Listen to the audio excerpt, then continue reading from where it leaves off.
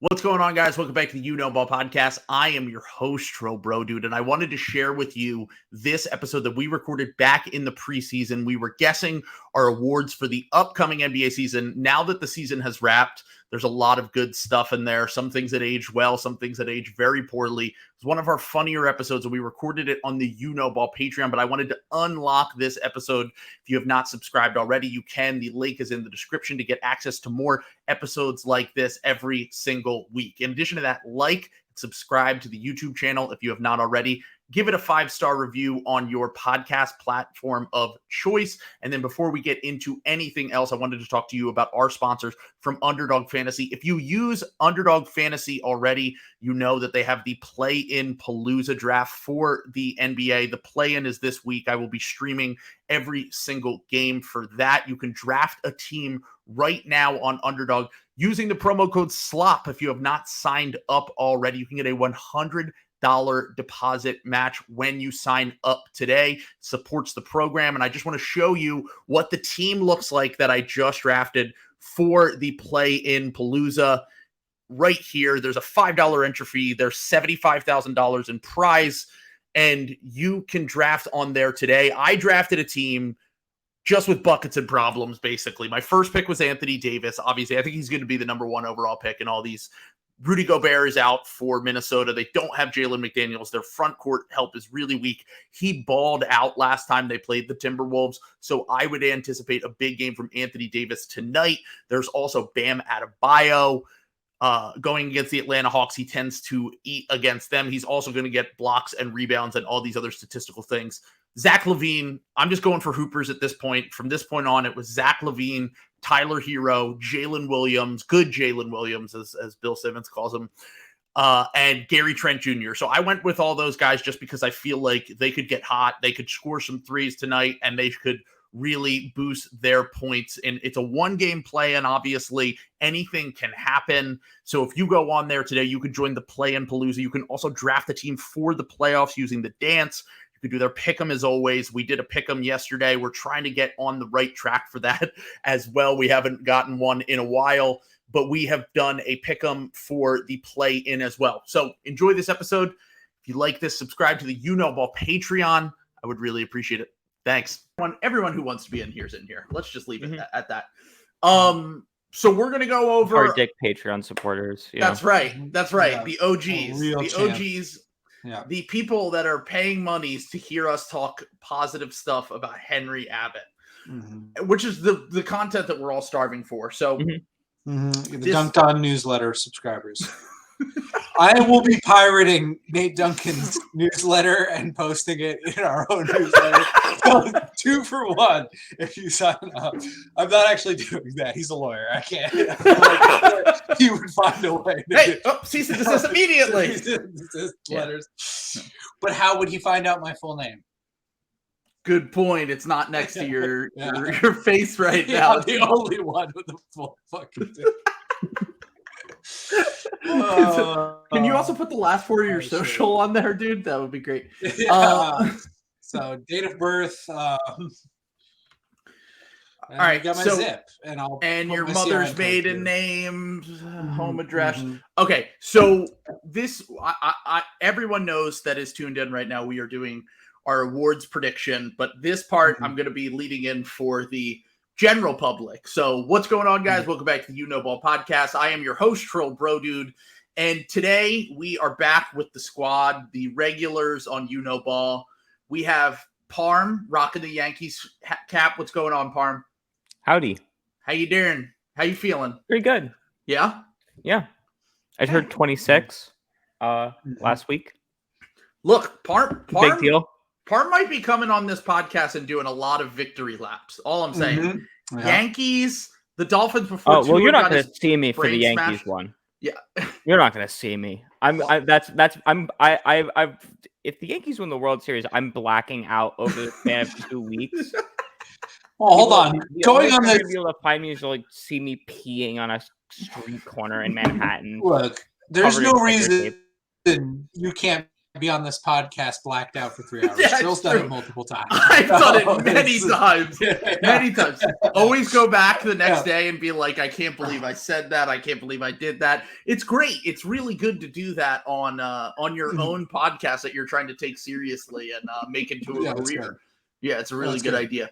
And then we also have, as you've heard, we have Sam Sheehan. But I do just want to say, pardon, last thing. Not only can you do victory laps for the Yankees, the Dolphins before Tua got his brains bashed in, sadly. And post. And also post. No, and post. There he's coming back in. You can also do a little victory lap on me for Jaden Springer, who is the worst player I've ever seen play basketball in my entire life. So you know what? I don't want to take the dunk because the guy that I compared him to is one of my favorite players of my lifetime. And now he has to play in the basketball Bundesliga, with Shane Larkin. R.I.P. to our boy Bonga. We're bongs out for Bonga. That's sad. But today, the concept of this episode is real quick. Can I just do my thing? I want to just point out Bill Simmons and Joe House bet 10-1 on the Raptors to win the Atlantic Division. Just needed to put that out there. Okay, you guys, you can keep going. You can keep going. Really? Yeah, they both bet on that, and that is the most staggering. That is like one of the most Bill-brained thing I've ever heard. So that's life. Anyway. For anyone who forgets, that's the division with the Philadelphia 76ers, with the Brooklyn Nets, with the Boston Celtics, with so the Raptors are the fourth team really there, maybe third if you're not high on Brooklyn. Also suggested that Bill maybe better than the Knicks. Maybe, and that's a debate. They'll be better than the Knicks. They'll be better than the Knicks. I think I can confidently say the Raptors will be better than the Knicks. See, I hate both. I'm low on both of them, so I'm not sure where to go with that. But maybe. Anyway, I sidelined the report before we actually got the pod. I had to zag us one more time before we actually got to the content. Thank you. So the other thing they said was hot take Bill said on Zach's pod, I believe, was, are we sure the Raptors can't win the 1 seed? Which is even more psychotic. But at the same time, if they win the Atlantic Division, they would probably win the 1 seed. They would probably win the 1 seed, yeah. Yeah, but it's just psychotic behavior. Like, come on. Like the Twitter poisoning of everyone's brain when it comes to the Raptors is just, it drives me absolutely nuts. I don't understand how a middling team has convinced everyone that they're elite. But come on over. We're out on the Raptors. We're out on the Grizzlies. Like, we can wage war against the rest of the. We can wage war against all of the sickos, the NBA Twitter sickos. Well, look, we talked about the Grizzlies front office a little bit earlier, and Sam, you had a perfect analogy for what the Grizzlies front office is like. Yeah, I mean, the Grizzlies front office is literally it's like a sim for which, like, people who are like NBA Twitter pilled can project themselves. It's like a first person shooter, but you're in instead of the little Doom guy in the bottom of the screen, you're like one of the little Grizzlies GMs. You're John Hollinger or whoever replaced it. Zach Kleiman, I think his name. Yeah, you're Zach Kleiman. Well, it's just because they do all this. Like, this is what everyone wants to think about themselves if they ran an NBA team, right? Like, they would be smart. They'd draft all the good players. And they'd be the darlings, and they'd be a small market, but they'd be plucky. They'd be doing Moneyball shit. And I don't know. I think there's about to be a rude awakening. Because the best way Sam put it was they want to be like everyone that is on NBA Twitter, everyone that is like a sicko that listens to this podcast, including us, wants to be the guy that drafts Desmond Bane because they liked his YouTube highlights. And that's exactly what I wanted. Well, Maxey and Bane were my guy because I love their YouTube highlights. And that's exactly what against them, though? Who wants to not see Yves Pons succeed in the NBA, being wider than he is tall as a power forward? Well, I mean, but those are like their meme guys. Yeah. But that's the thing. It's like David Roddy. David Roddy probably won't play for them this year. Like, I would love to see David Roddy succeed, but I don't think. He's probably not going to play a lot for them this year.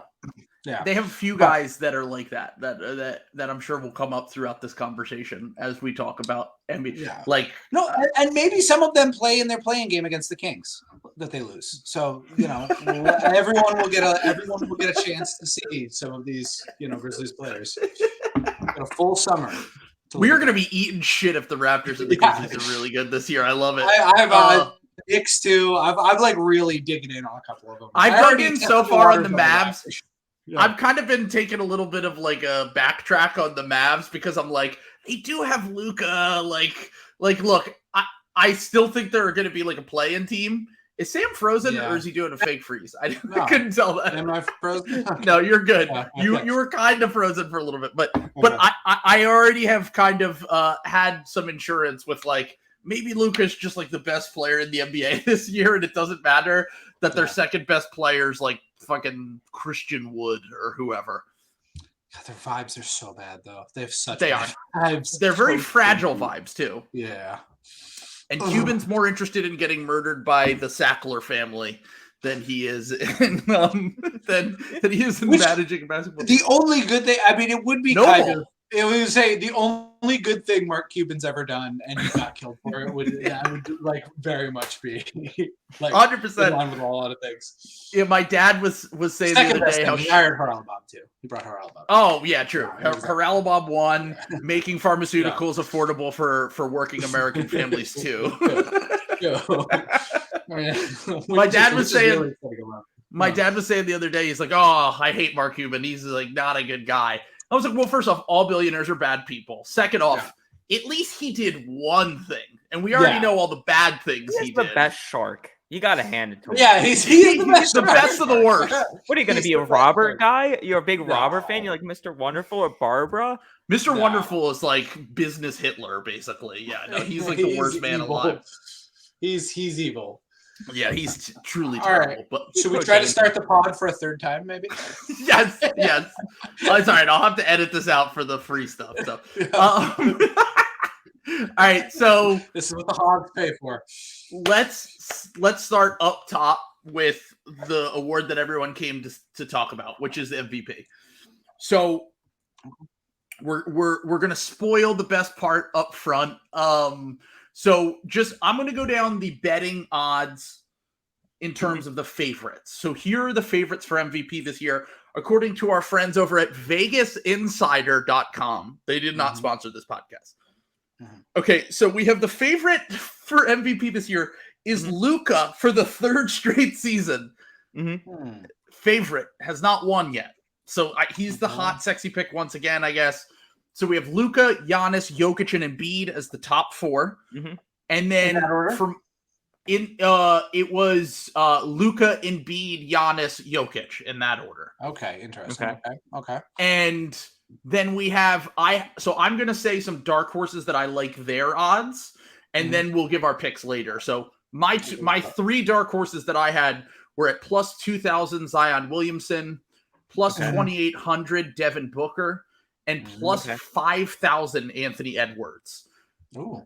So those were the long shot guys that I thought had a chance at least.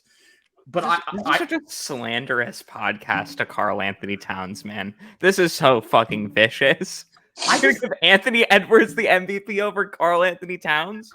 Okay, if the Wolves pull that shit off, he's scoring 33 points per game.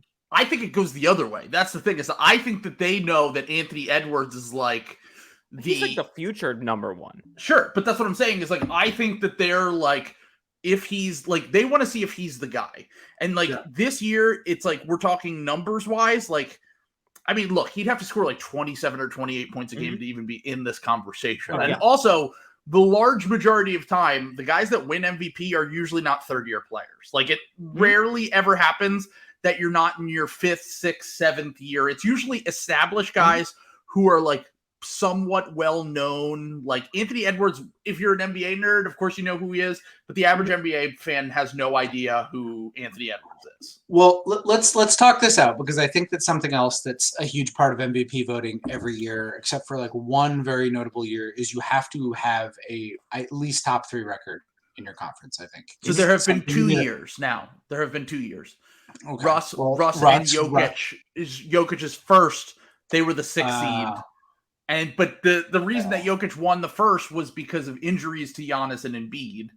And everyone was tired of voting for Giannis. Yes, That's really what it was. Yeah, but that rule MVP. would have held steady if those two didn't get hurt. Was my point. Right. Yeah, and the Russ MVP is such a weird, year. So to go back to that, because I had the exact, that is literally my first dark horse as well as Zion Williamson, because that's the underlying thing here is you need to believe that whatever team this is on is going to has a chance at being having a good record. So Anthony Edwards, again, the Wolves could have a great regular season record. I don't think it's like totally insane to have the Wolves like 2. So I don't think I have them as my second seed. Mm-hmm.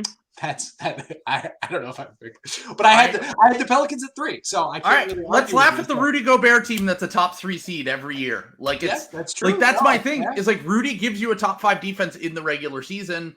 I believe in Anthony Edwards, Karl Anthony Towns, and D'Angelo Russell in the regular season to give them a good offense. So somebody's getting credit there. I actually took a look at Rudy. I'm going to be honest. I heard. Okay, so someone said this. Yeah, his odds are like 10,000 to 1, I believe. That's not like. Why not? It's possible. I'm just saying it's possible. But you don't see the narrative though. Like if they turn that around, especially if Cleveland eats shit, because then he's free. It's like everyone was too mean to Rudy. Look at this. He went over here. He built a winner. Like he established culture. He did all this shit. They would probably just give him defensive player of the year and call it good. That's the problem, is that there's a different award for that, but he'll be the DeMar DeRozan of this year, basically. Yes. We're like, that's what DeMar did last year, or Chris Paul did the year before, but deep down we knew they were never winning MVP. Statistic for you. Yeah. Who is the lowest points per game to ever win MVP? That's a good question. Did Ben Wallace ever win MVP? I don't think he did. No. It's got to be, well, I mean, are we talking pre-merger? Because it's got to be Bill Russell if it's pre-merger. Wes Unseld. What did Wes Unseld average? 13.8 points per game as a rookie MVP. What year was that? 1969, so very old. Wow. Who else got votes that year? Was that like Jerry West? No, 69. That was Jerry West, right?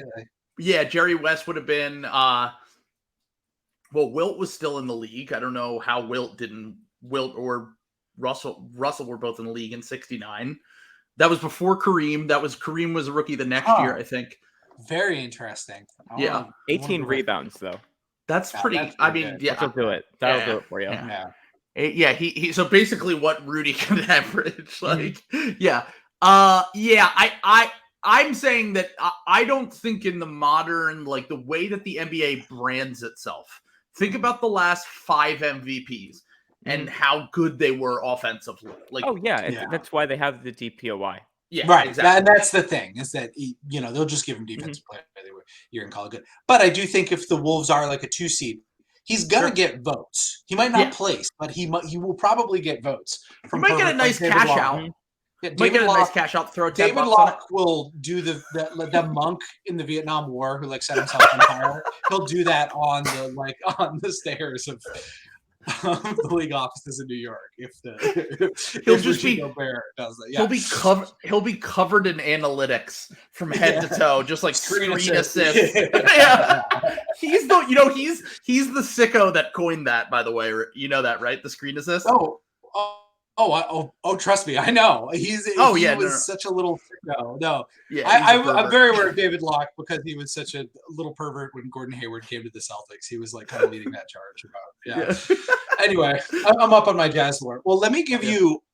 You touched on some of the dark horses. We're talking real. I'm a little offended. Jason Tatum doesn't have better odds, to be honest. I think he should be. What does he have? Like the 6th best? I think he's tied with Ja Morant, I believe. For the 6th best odds, or absurd. John Morant will not be MVP.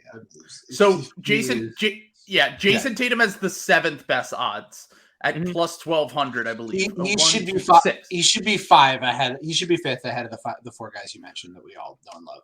But so my dark horses that I thought about, I didn't look at the odds the way you did, so I don't know how.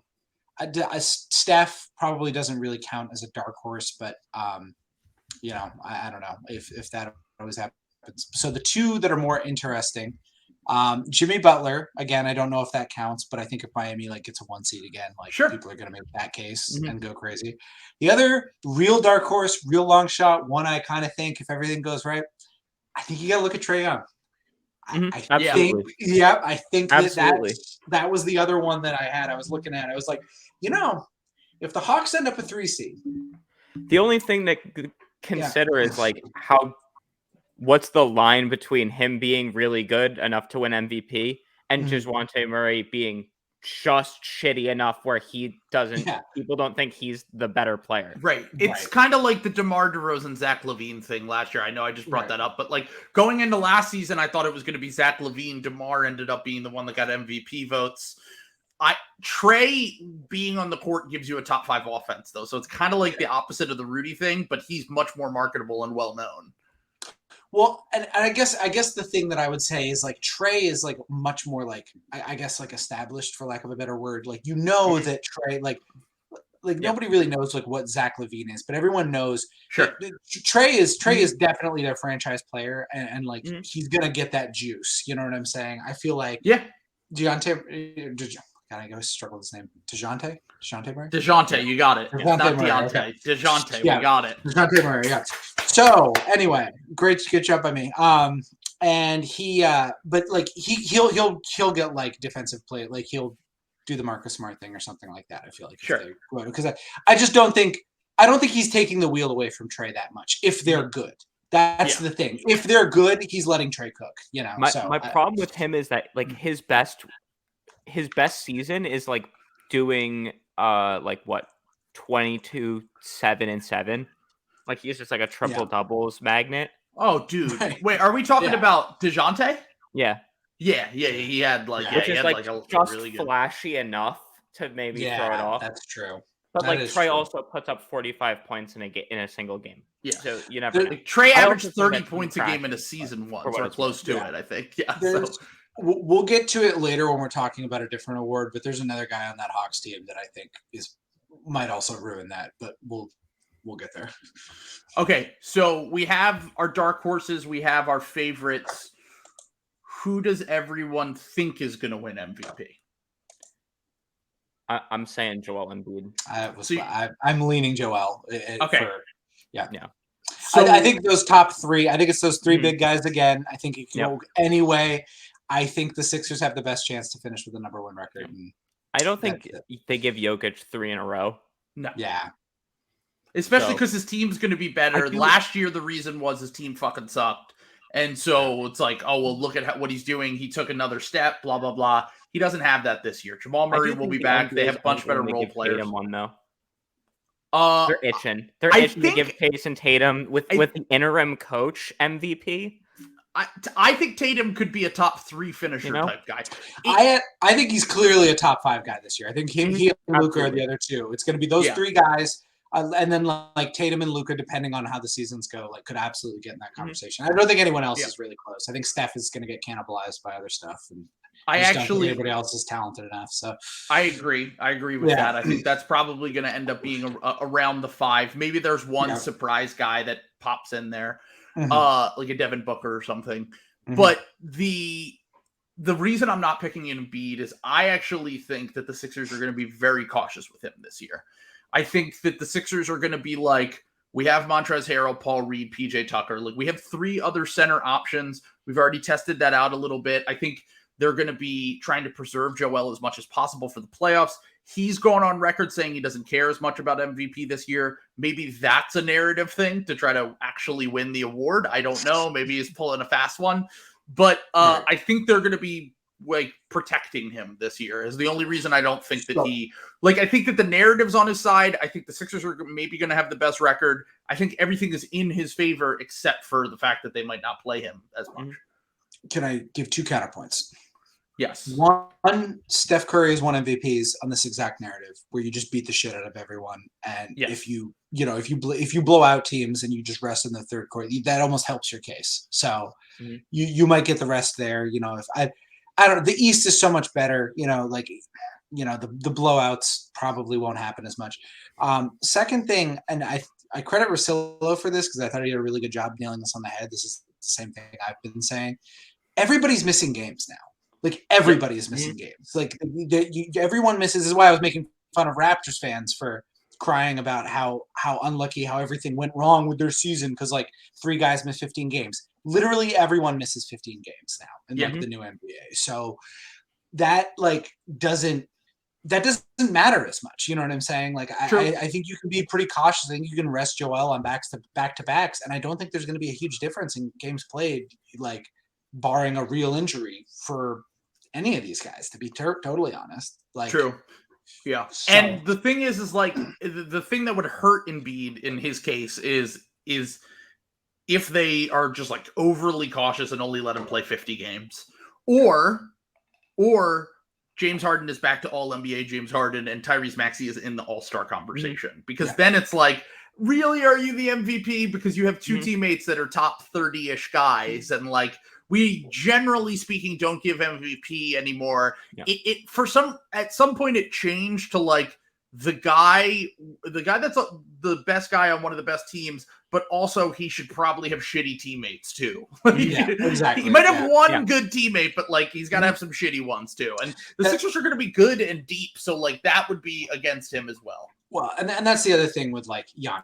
You know what I'm saying? Is Giannis probably could have won MVP like pretty much every year since his first one. Like, and it's voter fatigue, and I feel like we are kind of ripe for that to like swing back. You know, where everyone's like, yeah, he probably should have won more MVPs by now than he has, and like this could also be like a Giannis MVP. I would stagger them that way. I would say Embiid won just because I believe in the Sixers, but I also think a Giannis one is totally possible. I think a Jokic one is totally possible. And then I think the 3-time MVP thing though, Bird being the only one post merger to have a three straight MVPs feels like Jokic has got to be impossibly good. To a Serbian guy. Yeah. Really? They're gonna be like, "Fuck!" What are we doing? The analytics guys love doing this though. Like, I don't know. Like, this is a new axe to grind. With like that, there will be so many articles about like, really, we're just gonna do this just because like another guy hasn't done it. You know what I'm saying?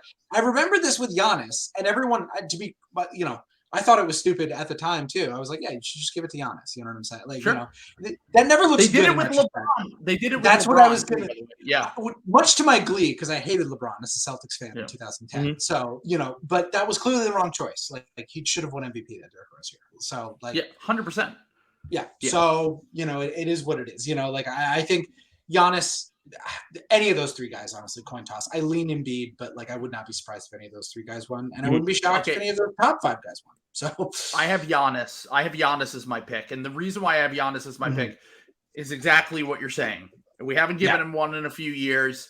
Best 2-way player in the game. Steph wins the title last year. Giannis loses his teammate, could have won another title. And then also on top of that, I think Middleton's going to miss games to start the year. Giannis is going to have to carry them. I think that their team is deeper, or is not as deep as it was in the past. Like, not that they've ever been a super deep team, but if Middleton's missing time, they're going to be pretty thin. And I think Giannis is going to have to play more minutes because of that. I think that he's really going to have to put, and the narrative's going to be on his side as well. So like the 2 favorites should obviously be Embiid and Giannis. I think Giannis edges him out just because from a legacy perspective, he's already won MVP. He's already won the title. Like I would be pretty surprised if those aren't the finalists. And I think that Giannis is primed to take another one. I just think that's like he reestablishes himself as the 1A or whatever. And as you're saying that too, also writers, the people who vote on this stuff, like talk themselves into stuff like this. I think everybody like feels like he was like robbed of a title or something last year. Like you cannot talk about the Celtics going to the finals without hearing about Chris Middleton, how Chris Middleton was injured. So like I feel like that there's going to want to be some balancing out karmically, like. People want to do that subconsciously or not. Wasn't the rest of the year right after KD left? Or am I making that up? Yes. No, that's correct. Yeah. It was the first year without him. Yeah. I just, when shit like that happens, they kind of, they edge it that way. So you might be talking me into Giannis, to be honest. But I'm going to stick to my guns. I'm going to stick to my guns with Embiid. Okay. So we have Embiid, Giannis is our thing to consider. If we're considering balancing narratives out, what have you. Where is the NBA located? Where's the headquarters of the NBA located? I like where this is going. America. America, to be specific. Not Ljubljana, Slovenia. Not Belgrade, Serbia. Not Athens, Greece. New York, USA. You know who just got his American citizenship? None other than Joel Embiid. Let's the go! MVP. We're bringing it home. Bringing it home for the red, white, and blue. He's got to denounce his French citizenship, though. Yeah. Oh my God. That's the pivot, though. They're both red, white, and blue. He can always switch. Can I just say I kind of hope Embiid doesn't play for America, because it would be very interesting if the USA just didn't. USA would like be up against the wall. Like Jason Tatum's their best player, and they've got to go up against other like 5 other teams might have a better player on their team. Yeah, pretty. That's tough, man. That's tough. Yeah. Be interesting in the international scene if that happened. But anyway, before we move on to the next choice here, I just want to reference. By the way, you brought up the Bill Russillo pod. Russillo during the Ben Simmons part was absolutely killing me. He was talking about JJ Redick's podcast, and he was like, it was a really good interview, and he's like, they got some things out of him because they have a relationship with him that other interviews me and you could not get out of Ben Simmons because he had that trust or whatever. But on the other hand, it was a really terrible interview because Ben was like, I'm great. He's like, I'm doing awesome. I don't have to change it all. And then he's like, it actually made me lower. It was a good interview in that Ben said exactly what was on his mind, but it was a bad interview in that Ben said exactly what was on his mind. He's like, he's like, it made me lower on Ben Simmons' future. Like, you really don't think you should get better at all? Well, this is what I was thinking. This is something that struck. This is not a new observation. This is pretty boring. But when I was listening to Zach Lowe interview Cade, I was thinking about how there is no reason to give a compelling interview when you're an active NBA player.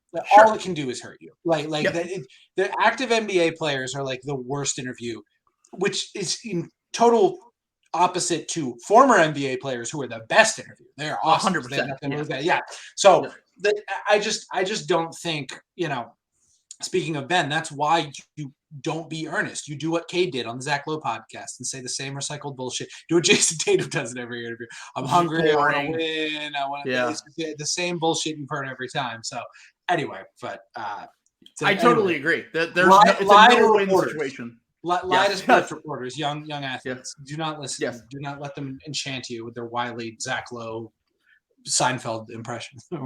Cade Cunningham, if you're watching, we don't hate you. First off, great job giving Zach boring answers. Awesome. You're good. You keep cooking with that 6 points per game in this preseason, brother. You got it.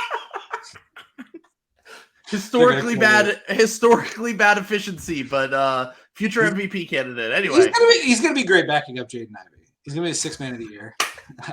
I spoiled my own joke. No, that's the 6th man of the year. I was gonna say I'm telling you, me and Sam are banned from the city of Detroit. We're not even allowed to go to Windsor, Canada. I had Detroit. I said I think they're gonna be in the play-in. Despite which I'm kind of regretting now looking at. Yeah, I know. But, despite killing their baby boy, Mr. Cunningham. So I think Killian Hayes is back. It's back, baby. Draft Twitter's going to be vindicated. Kevin O'Connor, innocent. Did Draft Twitter even like Killian Hayes? They loved him. Really? No, I knew people who had him number 2 on their board behind LaMelo. Like smart draft people. Had him 1. No, KOC had him 1. That's just. I know. Yeah, that was a bit much. Even the draft Twitter sickos who love Killian were like, LaMelo's definitely better. I also really liked Killian that year. Here's the thing: I have the football version of Killian Hayes. Same titanium hip, same draft promise. I was delighted with what I was seeing until I saw him almost die on the field. So he was in year 3, right? Year 3, 2020 draft. Mm-hmm. Redemption for Killian Hayes until he gets CTE twice in a week. Mm-hmm. There we go. Come back. Or is that Jordan Poole? Oh, Jesus Christ. Too soon. Yeah. By the way, sorry, I forgot the leaker is still at large. The most serious thing about that. Yeah, we will compromise that video assistant to a permanent end so that we can live in peace again here. God. That's it's so scary. How do anyone go to that Warriors practice facility knowing the leaker could be walking in? It's terrifying. Prayers up for the biggest victims in this. Joe Lacob, Draymond Green. Who wrote that article, Sam? About I can't. Was it Marcus? No, it was someone from The Athletic. It wasn't Tim. It wasn't Tim, right? It was. I don't Marcus, think so. Yeah. No, I think it was Marcus. Yeah. But anyway, tough. What did the article say? You have to tell people what the article said. Said that it was the reason that this wasn't a bigger deal was because of Steph Curry, his grace, his poise, his dignity. It was awesome, man. I mean, that's cool. Like, more sports writers should write like that. I'm sorry, you should like that fucking rocks. Like, yes, you should be willing to die for Steph Curry if you cover him. I'm sorry. Yeah, he's the only reason that you have a job, and he's the only reason that the Warriors front office has a job, and Draymond Green, everyone. Klay Thompson. What? After the fight, Steph Curry, in a private moment between Draymond and Jordan Poole, individually offered invitations to be guest hosts on Holy Moly next year. And that's how they got over it. Now they're going to be great again. They're going to do like a little chip shot competition against each other. You have to get it into the clown's eye socket in the mouth. You're going to tackle the windmill hole. It took me a minute to realize what that was, and then I remembered.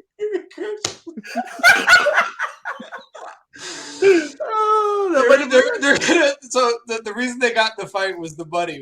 Poole was talking to him about the contract. So the way they're doing this is they're going to split their holy moly money. They're going to incentivize it. Yeah, give it to Draymond to make up for the difference. They're making them Let's go. Let's go, baby. Steph, thank you to Steph for fixing that problem. Like, nowadays, all you hear about is like how people make their money. It's like sportsbooks number one, number two, holy moly. Yeah. Many are saying we gotta stop pocket watching. We're entering a wipeout-based economy, Yeah, no pocket watching. What that face? God. Every day you just clock in to go like jump on a big bouncy ball. Let's go. All right. So 38 minutes in, we've gotten through one of our categories. Whatever. We knew this was going to happen. Let's be honest. Yeah. All right. So, okay. Rookie of the Year is up second. The favorites for Rookie of the Year are Paolo Banchero, Keegan Murray, Jaden Ivey, Jabari Smith Jr., and our boy Benedict Mathurin, who has really been crushing it in preseason. Good for him. So those are the 5 favorites. Are there any other people before I reveal my dark horse that you guys want to throw out there? I have a dark horse that I think is exactly yours, and I'm not going to say him, but I'm going to say my other dark horse. I think Nikola Jovic has a chance. Yeah, I'm very mad. Yes, I think looked awesome in preseason. Yeah, and I hate it, but the Heat, they always find a rotation guy out of somewhere, and I think that he's going to have a lot of lights on him. I think he could play better than Tyler Hero, especially if Tyler Hero is starting. I don't know. As a rookie, he's like 19. I know, but were they making him do calculus homework last week? Yeah, he hasn't graduated from high school. The Kyler Murray rookie scale contract. But that was the other guy. I probably had the same dark horse you did, Trill. So I'll let you do that one. But if not, I'll come back. It's Tari Eason. Yeah, of course, it's Tari Eason. Mm-hmm. Yeah. My thing with Tari, the reason why I didn't pick him to win this award, but he is my favorite at plus 2,200 as a dark horse. Yeah. He's just very obviously going to be a positive NBA player, maybe just because of his defense and his rebounding, let alone his scoring upside. But the one thing that I will say is I don't think he's going to get enough minutes to win this award, because I think that Jabari will start and get starters minutes. I think Tari will have to work his way into the rotation. He'll probably be towards the back end of the rotation and kind of have to fight his way in. And if you look at the recent history of this award, all of those guys, except for like Malcolm Brogdon when it was a shitty down year and Bean was hurt, Saric was on the Sixers, but we were terrible. Brogdon's really the last one that didn't get like major starter minutes and was like starting from the jump that won this award. Ever since it's been like Luka, Ben Simmons, LaMelo, Scotty Barnes. Like it's been guys who are in, even though Evan Mobley should have won, and it's ridiculous he didn't.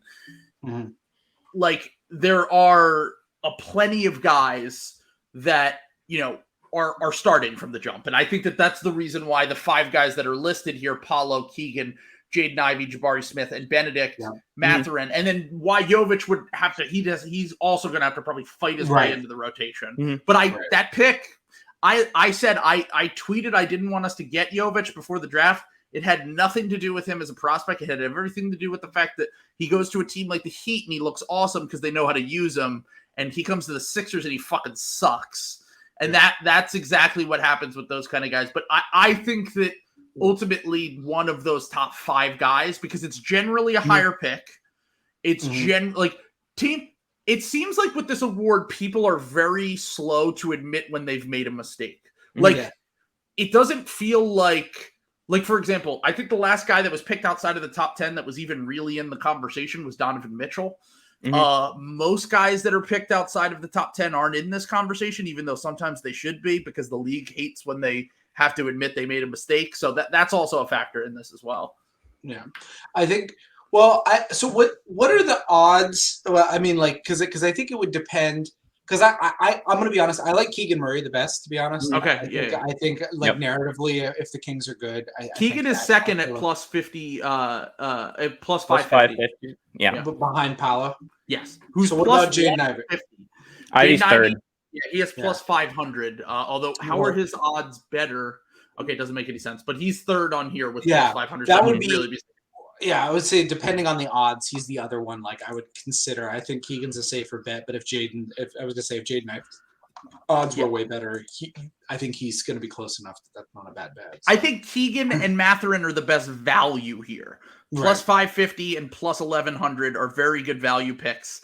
I think that the Pacers, like the last few years, it's been the better team. So Keegan would have a better argument. That's what I'm saying. I think Keegan is the. He's just, regardless of odds, I think he's going to win. I think he's my pick, which is funny because I was so shitty to the Kings for taking Ivy. Oh, we were destroying them. Yeah. We were like, are you kidding? Like, and look, I think he could have a Malcolm Brogdon type year where he comes out and he's really good and like. You know, look, Malcolm Brogdon, all things considered, he was a second-round pick, and he's been in the All-Star conversation. So, like, that if Keegan Murray's career goes that way, that's a fantastic success. I'm not willing to say that he's going to be better than that Harrison Barnes, Malcolm Brogdon type tier of player yet, but maybe he'll prove me wrong. He's a really, really good shooter. He has size. He's a good defender. If he ever can figure out the creation stuff, he likes to compare himself to Chris Middleton. That's kind of his trajectory to become that guy. But I'm just hesitant to say that. But it doesn't mean that he can't win Rookie of the Year. Well, also older player. You know, you figure. I mean, that was what everybody said. Him coming out. You know, he'd be more NBA ready. Like, you know, like so. I don't know. I think that's probably the safest pick. That's where I'm going with this. I'm picking Keegan Murray. If you want my 2 cents. That's where I'd put my money. Gamblers, you degenerates, you hogs. Farm. Yeah, I think it's probably going to be one of Banchero, Keegan Murray, or Ivy. In terms of cracking the rotation early, though, Jaden Hardy and AJ Griffin possible. AJ Griffin, good long shots. A good one. You know, those are decent long shots. Yeah. Well, I mean, that goes back to the Trae Young thing with the Hawks. Yeah. Well, like. The Hawks are such a like boom bust. They're kind of like a baby Nets in how boom bust they are. You know, like I could see you could tell me a lot of different outcomes for the Hawks, and I wouldn't really be surprised by that much. I think we went under. Both of us went under on them, Trill, and the over unders. But I'm not shocked if they end up the 3rd seed. Like, sure, why not? Like. So, and that would be a guy like AJ Griffin catching fire. If he shoots like 42% from 3 and is a passable defender, that'll get you Rookie of the Year, especially with eyes on you. Yeah, agreed. Yeah, I think that those are both good picks. Jaden Hardy would be an interesting one to me. Once again, I don't think the league, even if he fills into like a 6-man role or whatever he is for the Mavericks, I think that him going in the 2nd round, him falling will really hurt his chances because the league hates possibly, to ever. He's also Mr. G League Ignite. True, yeah. You know, which they do want to promote G League Ignite, and I also think like he might be good enough as a volume shooter just to break into the rotation because they need it. Those guys are always bad impact metrics wise, give you 25. As rookies, they're never good. Can I back up Parm here for a second though? Because, yes. But how about this? Luka's getting MVP. Mm-hmm. Somebody goes down. Dinwiddie or Hardaway goes down with a season-ending injury. Hardy steps in, and they salvage. They win 50 games. You know, that's a formula. You know, I can see that. You know, like, and that's not none of that sounds crazy to me. You know, like especially if Luka's having an MVP year, and it's like, how did they replace Jalen Brunson? And you know that's how. True, so, it's a narrative. Yeah. It's a narrative. Yeah. I think my top 3 choices for this are going to be. My guy I'm picking is Paolo. I think Paolo's going to win. I think the league likes to reward teams. I thought he was the best player in the draft. He's not super young. I think he's going to be a somewhat positive player from the jump. I like what Orlando's building. I think they're going to be better than expectations, although that seems to be the consensus, so that maybe that's not the case. But they're going to win. That might be an interesting angle as well, though. Are they going to reward the Magic for being shitty on purpose? Yes, when they don't have to be. Yeah. So there's that, and then there's also, I just like what Orlando is building. From like, I think Franz will take a step this year. Mm-hmm. There's, I just think that will be like, I think they like to reward the teams that take the number 1 pick, whatever. So Paulo will be my number 1. I think he's the best player from this draft, and then my obviously we already talked about Keegan. Benedict Mathurin is the real guy that like I think the Pacers are going to be too bad, but based on summer league and preseason, he's going to be the closest thing that we get to like. It's funny because at first I was like not crazy about him till I watched a little bit more and realized how athletic he was and how good of a shooter he was, and I was like, I don't think he's going to become this level of player, but it could be like one of those things where like he is a Donovan Mitchell type in terms of like really pops as a rookie. Mm-hmm. And everyone's like, oh shit, like you got to look out for like Mathurin and Halliburton. I like him in the combo as well. I think other guys like Jabari and Jaden Ivey are going to take a little bit longer to develop. So that's my pick. Tari Eason will make an all-rookie team, but he won't play enough minutes. He'll make second team all-rookie is my prediction on there. Also, Jalen Williams from the Thunder is another guy I really like. The Jalen with it. Yep. Yeah. Not the. That's a good one. I also think it's worth mentioning guys that are more likely to make like an all rookie team than like anything else. I think Sohan was going to get. Absolutely. Yeah. Defensively, he's going to be enough to get an actual vote for rookie of the year. Right. And I think Dyson Daniels is going to be in the same boat as like Tari and Jovic, where he's like fighting for a rotation spot. But if you get that rotation spot, then you know maybe on a team that's doing well. So I think anyone can win except for Johnny Davis, who is apparently the worst player in the world. Like every podcast is like, "Have you heard about Johnny Davis?" I'm like, "Oh no, I feel so bad for him." Well, I mean, it was about time the Wizards fans got L. They've been too cocky for too long. Like just rubbing their success in the face of all of us peasants. Exactly, their embarrassment of riches. Yeah, they're $500 tickets for games, right, Parm? Oh yeah. Certainly they wouldn't bribe you with free food to go. Certainly they wouldn't do that. And a National Basketball Association franchise giving you free tickets and food to just show up in this country, in our nation's capital, even hard to think. No, this is Joe Biden's America. This is where we are as a nation. Please save us, Mr. Trump. Come back. This is a joke. This is a joke. Parody. I won't be voting for him a third time. Parody. Satire. I'm gonna keep saying that until someone believes me. until someone stops listening to they withdraw their Patreon money because Sam keeps joking about voting for Trump for Trump the third time. Yeah. All right. So it doesn't work on first dates either. I gotta say, even though it's a funny joke. I can't believe it doesn't crush. I'm honestly shocked. Okay. Most improved candidates. So this is an award. This is an award that they refuse to give to second-year players for some reason. Mm-hmm. They're just like, no, you can't. Yes. Yes. Sorry, I cut you off. Keep going. But I have a guy who I think should win it, but he's going to be a second-year player. So keep going. Okay, so they didn't give it to Luka in his second year. Mm-hmm. And Luka made the jump from like the 35th best player in the NBA to like the 10th best player in the NBA. Mm-hmm. Yeah. And they were like, nope. But Ja Morant does that in year 2 to year 3, and he gets it last year, even though he didn't even want it and said Desmond Bane should have won it. Mm-hmm. So who is also a second-year player, by the way. Mm-hmm. So it doesn't seem like this award will ever be given to a second-year player. All the guys that are the favorites are Tyrese Halliburton, number 1, Anthony Edwards, number 2, Zion Williamson, number 3, which was surprising. Jalen Brunson, number 4, and Tyrese Maxey, number 5. And they're all long odds, by the way. Pick for the Knicks. I have a Nick on there. It's not even Jalen Brunson. It's not Jalen Brunson. That's interesting. Is it RJ Barrett? It is. Okay, RJ Barrett is 6. Okay.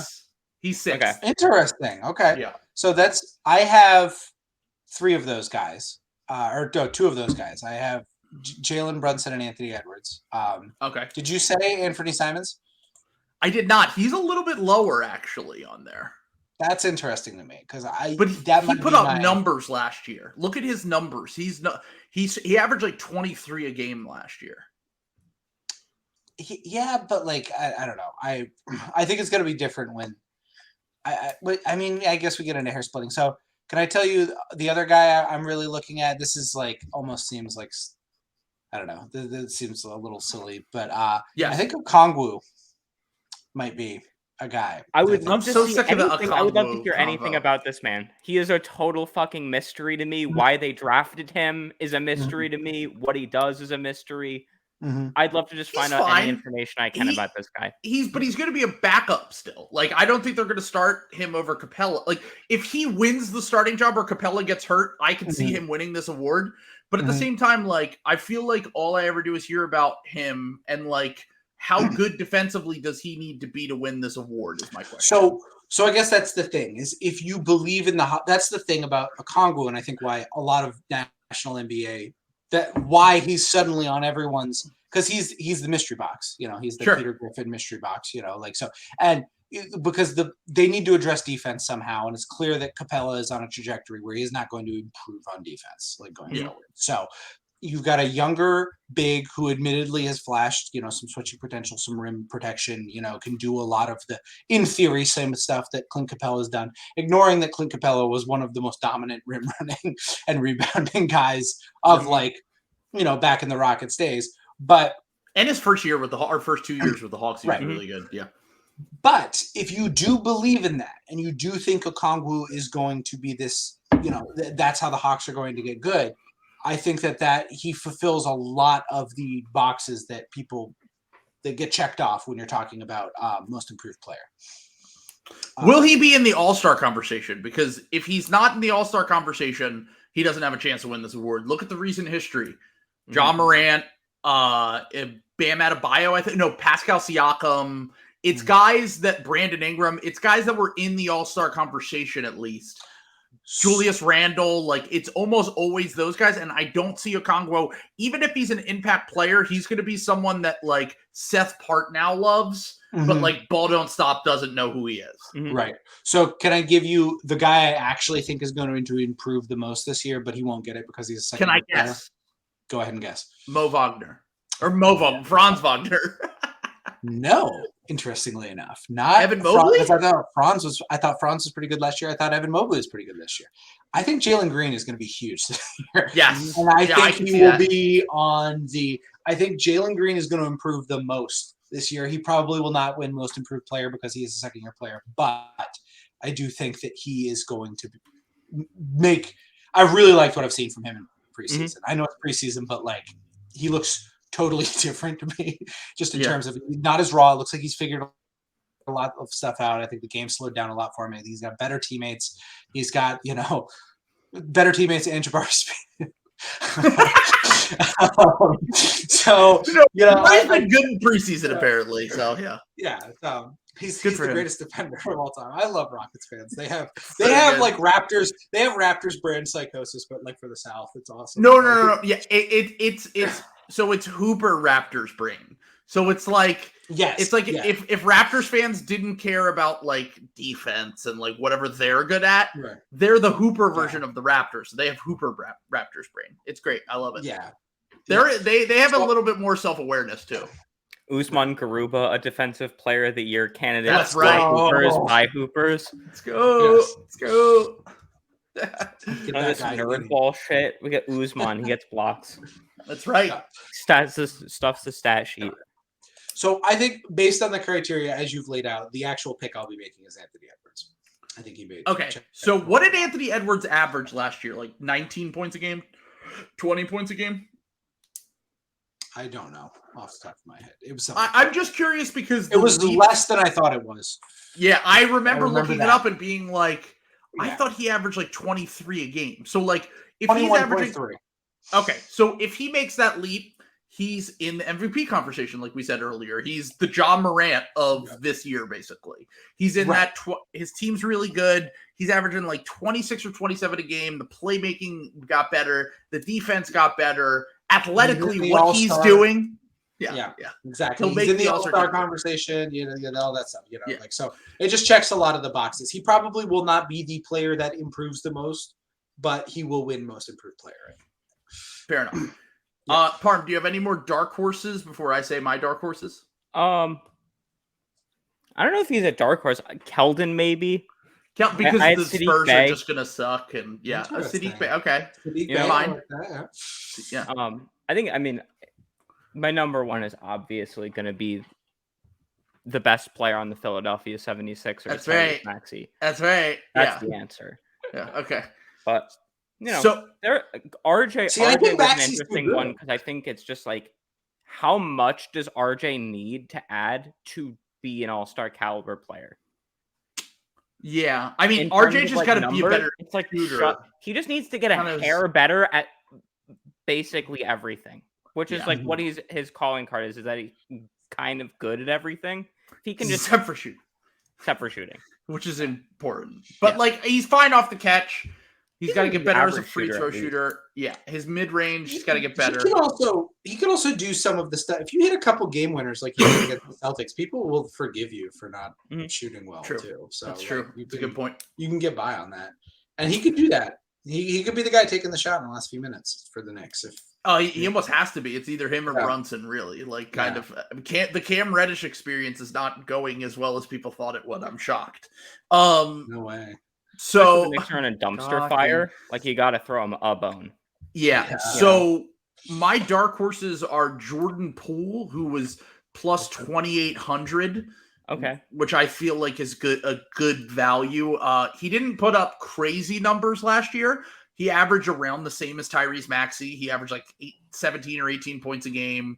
Good efficiency. Mm-hmm. I think he's going to get better this year. I think the Warriors will feel bad and feature him more for what has happened. I think he's going to get that extension. I think he's going to take another step. So he was one of my dark horses.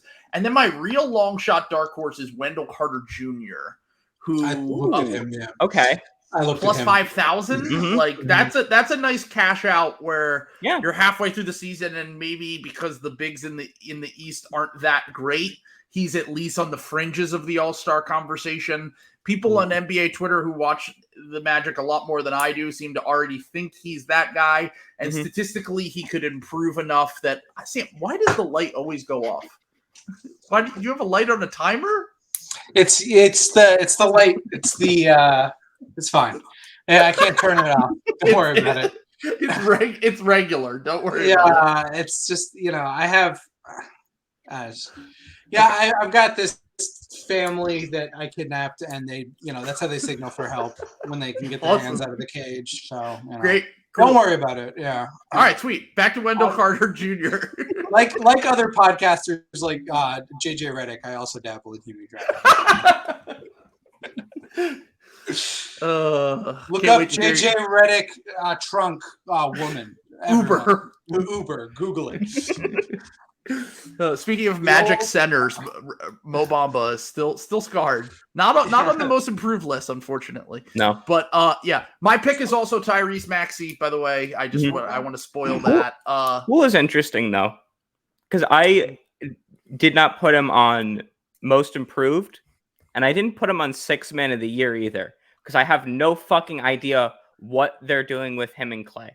Yeah, like I one of them may qualify, but is it possible that neither of them qualify for the 6th man award? Clay's not going to come off the bench. He when they suggested it to him last year, he said, "Fuck no!" Like quote.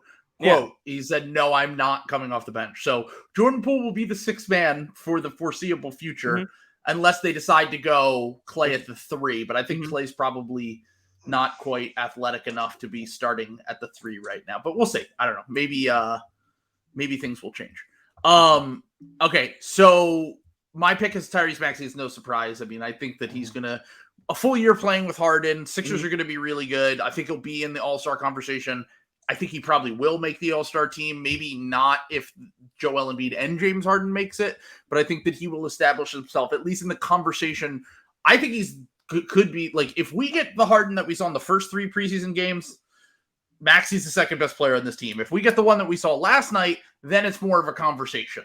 I'll leave it at that, because I think the way that things have been going, it feels to be trending in the direction of Maxey being the 2nd best player on the Sixers. I would imagine that last night's version of James Harden was closer to what we'll get in the regular season, and I thought he looked the best that he's been since he's been on the Sixers. So that's a good sign, at least. Okay, so defensive player of the year.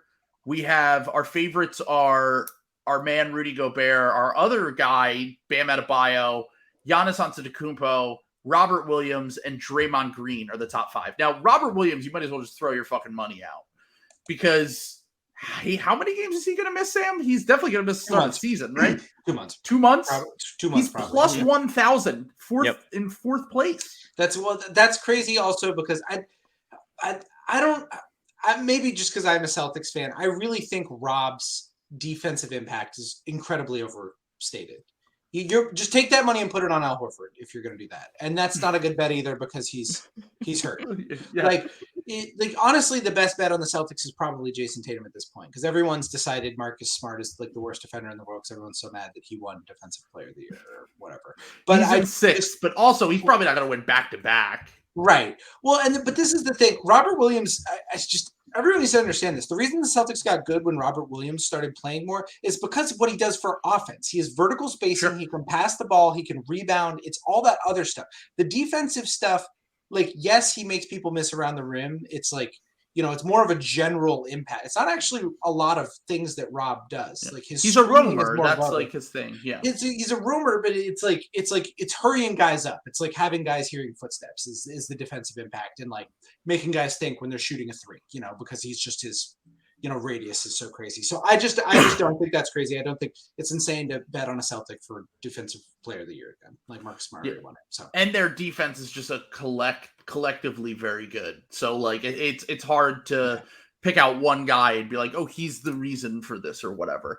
So Parm, do we have any dark horses you want to throw in here? Do you see anyone on the list that is standing out to you? Sharon is pretty low, but I gotta say he's also going to be injured quite a lot this year, though. If he was healthy, I would love that bet. But he's seemingly always hurt, and Chris Vernon will attack you if you suggest low at 2,800. But Evan Mobley was one of my dark horses, and I feel like Evan Mobley is his odds are a little bit better. He's like plus 2,200. Yep. But if that is the case, I feel like if Cleveland's defense is amazing, I feel like Mobley's going to get more of the credit than Allen. So cards on the table. I forgot about this one and didn't prepare anything. But what? Just my first thought is which Raptor has the best odds, which is interesting. They're going to have a top 5 defense. Okay. Again, it's very similar to the Celtics, where it's going to be something where it's more of a collective effort. But all right, let me pull it up. Do the Raptors not have odds here listed here? Oh my God, no way! They don't have anyone. You know this? Wow. Scotty Barnes plus 8,000. He's the worst defender in their starting lineup. So I think Pascal Siakam, if you can get odds somewhere like 10,000 to 1, crazy. Yeah, Why not take a flyer on like Pascal Siakam? Like there's or like the OG Raptors, Anunoby. Fred VanVleet. Yeah. If you want to make $25,000, it's 20 plus 25,000 odds for Fred VanVleet. I think picking whichever Raptor you think is good isn't that crazy. You know, one of them is, I think they're going to have a top 5 defense. I think one of them is going to be pretty good. I don't know who it's going to be. Maybe Precious. I don't fucking know. Maybe. He's really good defensively. I mean, look, here is the thing though. And I actually think it is a bad bet, and here's why. And this is the only thing that I agree with Raptors fans on. Yeah. No player on the Raptors has ever made an all-defensive team. Not a single one. Fred VanVleet has not. OG Anunoby has not. Pascal Siakam has not. The only one that has, I believe, was Kawhi when he was on the team. Maybe that's crazy that Pascal hasn't made one. Interesting. No, I don't think he has. Yeah. Pascal's never made one. So, like, the one thing that they complain about that is legit is, like, either OG or Fred VanVleet or Pascal should have made one all defensive team at a certain point. When Raptors fans aren't gaslighting me and being insane, like I'm on their side, and this is one of their times. They're gonna have a good defense. Like that's not they're gonna have a top 5 defense. I feel like so. I just think that something like Pascal maybe this is the year that narrative, because that's the other thing is you also got to think about media members. There's more media members than ever trying to crack in. Everybody's looking for their little angle. You know what I'm saying? And that's how a lot of this shit starts. And I think that, you know, is this the year that somebody notices what we're talking about right now? That it's, that's weird. The Raptors haven't won it, and boom, they're a top 3 defense. That's interesting. Who are we going to start? Like, you know, they've never been even on a second team. Like, that's true. But that's like kind of what happened with Marcus Smart. Marcus Smart was like second team defense a lot of years. Like, you know it's going to be Ben. That might be, though. God, I thought about Ben. You know that's the angle. Oh my God. You know it's going to be Ben. Look, he locked up Giannis last night. He had a great game on Giannis. He did, though. Like, not even a joke. Like, he actually. I thought you were being sarcastic, because the only thing I saw that game was like the one clip. Giannis trucking him, but no. But no, he actually, like, it's weird because the last game that Ben played, he only played one game healthy against Giannis like 2 years ago. And he played really, really good defense on Giannis. And we were like, wow, Ben finally can play good defense on Giannis. But then he immediately hurt his back, and then he was out with everything else. And this was the first time he went against him since. What if they're a bad matchup? As a Celtics fan, I'm very excited about the idea. Is there at least not catching the Nets in round 1? And is there at least not a chance that that's a bad matchup for them? Like a slight chance? There is. Like, dude, they took Kevin Durant. I know it's been said a million times, but Kevin Durant carried that team, and the Bucks played like shit in 2 of those games. And I don't think that's indicative of who they are as a team. But sometimes the Bucks just play like fucking shit. And all I'm saying is, I don't think that the Nets have a chance against the Bucks in a playoff series. But I wouldn't be shocked if they pushed them to 6 and gave them a hard series. Like, I think that like get them to 6, you're liable for a Mike Budenholzer moment. Yeah. Middleton's hurt again. Like, I don't know. I'm kind of fading the Bucks this year. I don't know if I'd go there. I'm still terrified of them as a Celtics. Of course, I think they have the best player. So, like, I'm playing Giannis in a playoff series. That was like one of the most frustrating things of my life. Well, look, Nihilus Bucks doesn't have the Patreon. He doesn't sign up for the Patreon, so he won't hear this and physically assault me. So we're good. Well, that's why I'm saying this. If he were listening, I would be fading them and saying that the reason that they lost was because of Giannis wasn't protecting Chris Middleton. Chris Middleton wouldn't have gotten hurt if Giannis cared about his teammates. Wasn't playing dangerously. He re-injured him over the summer when they were working out together. Yeah, right. He should have been looking out for him. Like, why are you messing around in a bowl series? So make him so bad. I'm gonna make him so bad. Yeah, you're lucky. You're lucky he won't hear this. So my other dark horse actually was not Ben Simmons, but Ben Simmons is a good one. I really do think that if the Nets have like that's a good one. Average-ish defense, he's going to get a ton of fucking credit, even though it might be more to like KD. It might be KD. Yeah, right. Yeah. Exactly. I was going to say KD locked in on defense, or Nicholas Claxton being really good. But I have Joel Embiid, because I actually, weirdly enough, I like Joel Embiid more for Defensive Player of the Year this year that I like him for MVP for one reason. MVP, I think Harden will get a lot of credit for the offense. Maxey will get a lot of credit because he's going to be in the All-Star conversation. I think that from a defensive perspective, Embiid is going to have to be the glue that holds the defense together. I don't think Embiid's as good as he was defensively when he was in his second or third year, just because he's not as athletic as he was back then. But I still think that there's a world where the Sixers have a top 10 defense and a top 5 defense when Embiid's on the court. And because of the fact that you look at the other defenders on the team and Thibault might not even be in the rotation. Tucker and Melton are good, but if you have a really good defense with Tobias Harris, James Harden, and Tyrese Maxey as your perimeter defenders, I think that he's going to get a lot of credit for that. So I'll leave it at that. But I don't think he's going to win. I have Bam Adebayo as my choice for Defensive Player of the Year because you want to talk about narratives.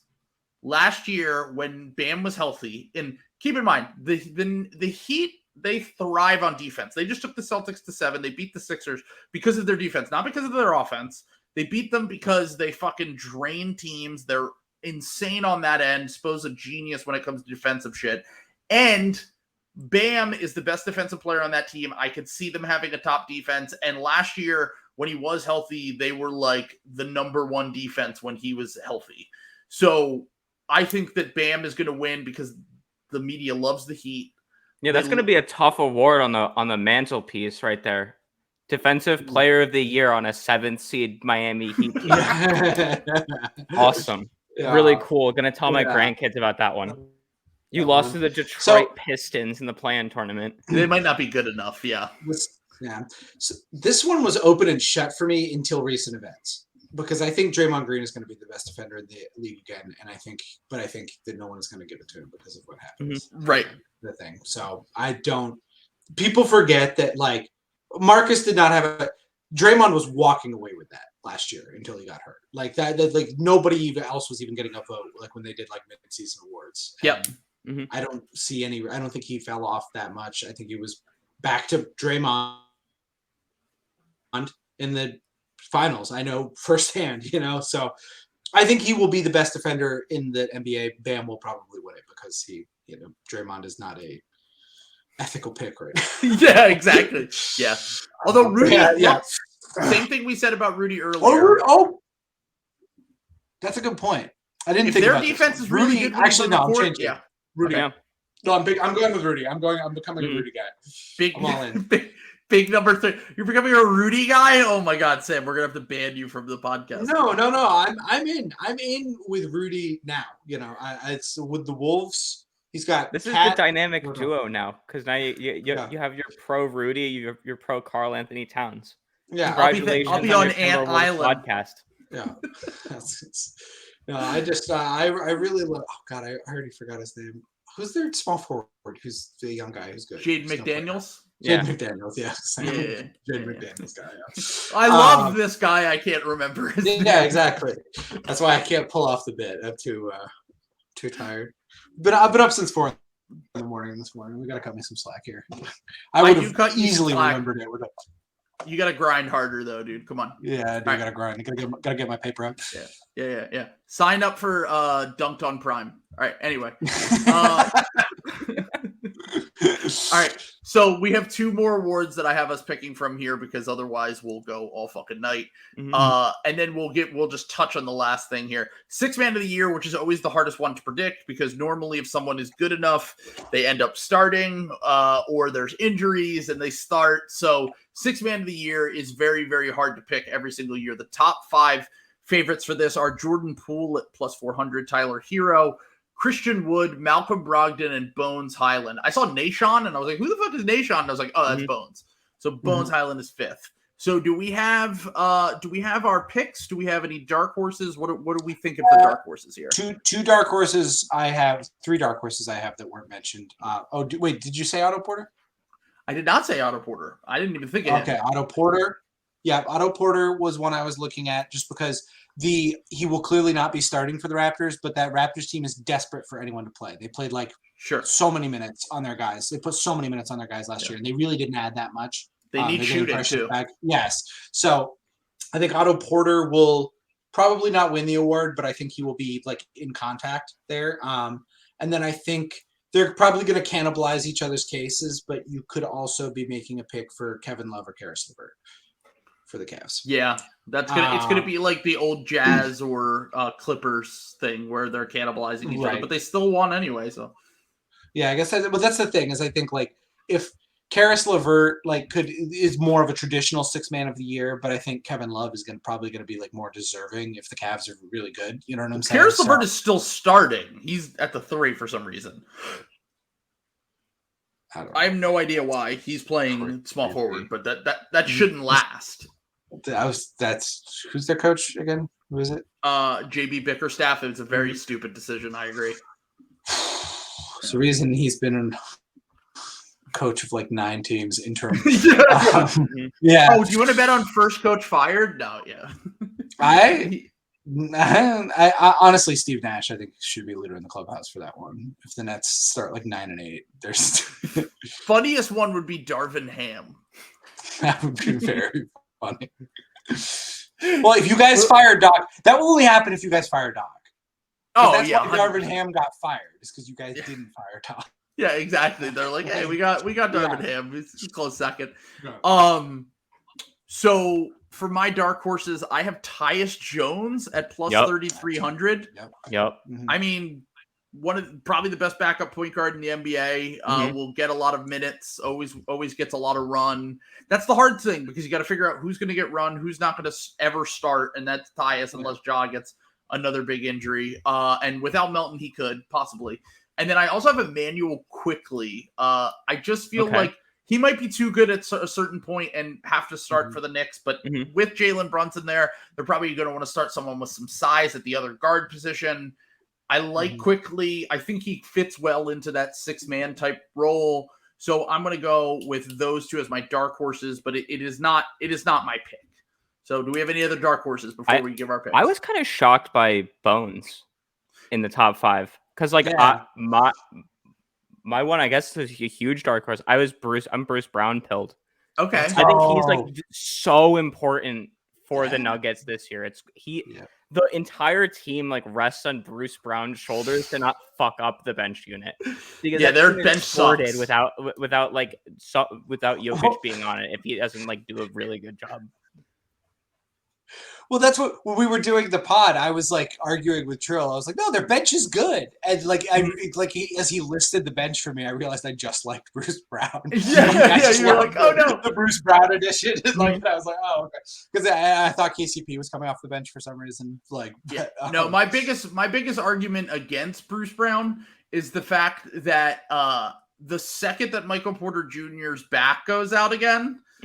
He's starting. That's probably what's going to happen here. And then your Nuggets bench is like the corpse of DeAndre Jordan, 75-year-old Jeff Green, Bones. Respect Zeke Nnaji. I was going to say if Zeke Nnaji's good, then I needed you in here, Parm, to defend Zeke Nnaji.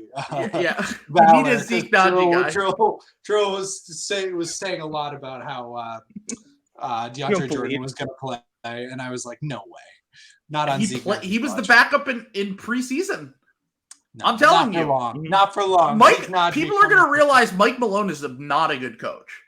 People are going to realize that this year. He does this shit all the time. And everyone's like, yeah, no, he's fine. I'm like, Mike Malone sucks. He constantly is playing shitty players and he's kind of dockish. He will play a young guy, but they have to really fucking prove it like Bones did last year.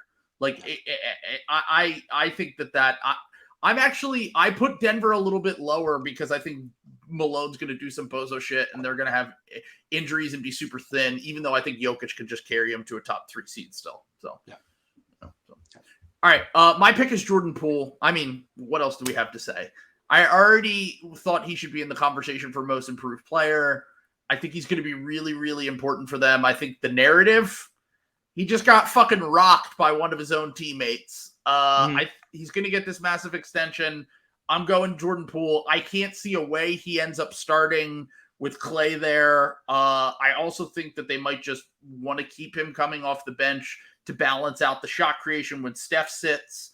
and maybe Moses Moody fills in for Clay when he's injured. So like I'm going Jordan Poole there. I feel, I know he's the favorite, but like even at plus 400, I feel pretty confident. The only other guys that I'm mildly interested in this top 5 are Christian Wood and Malcolm Brogdon. And Brogdon just gets hurt too much.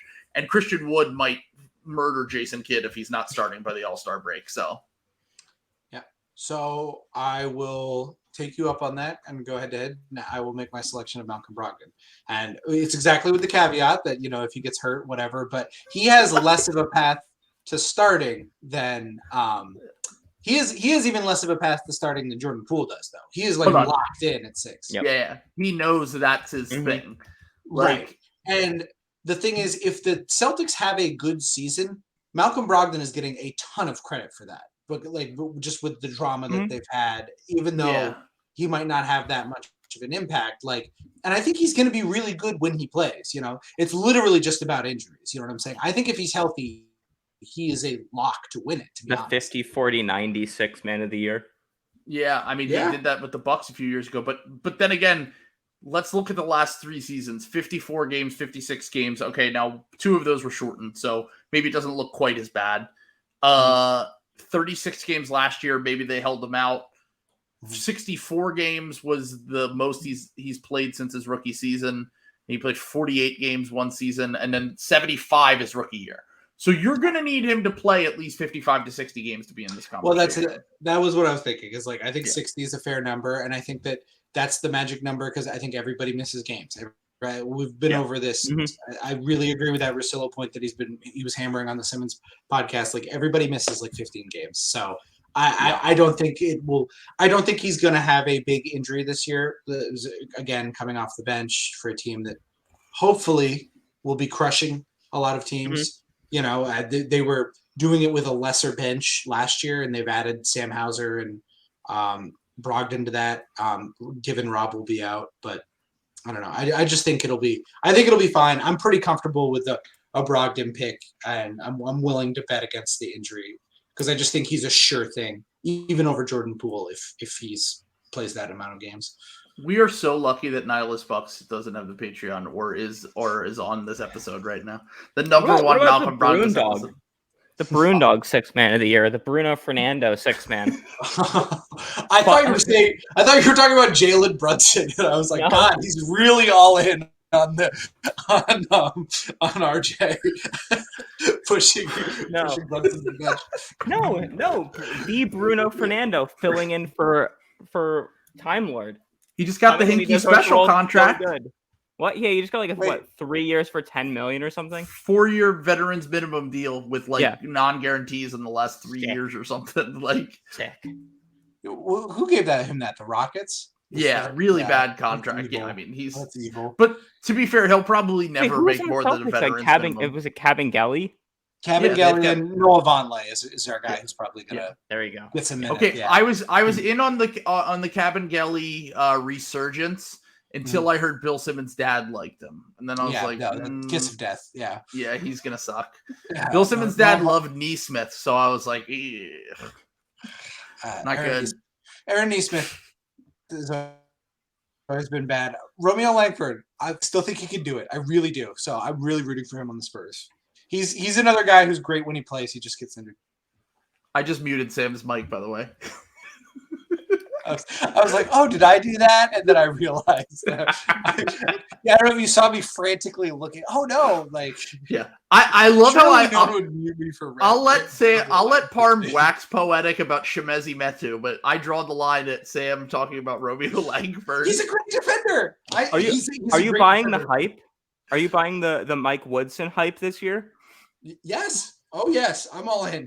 Apparently, the Indiana Hoosiers under Mike Woodson are poised to be they're the number 1 polled college basketball team or Big Ten team, I think this year. Mike Woodson is their coach. I didn't even know he was still around. Indiana Hoosiers. Yeah. Wow. Great, amazing. And he did a Howard Dean moment when he got the job 2 weeks ago. It was really funny.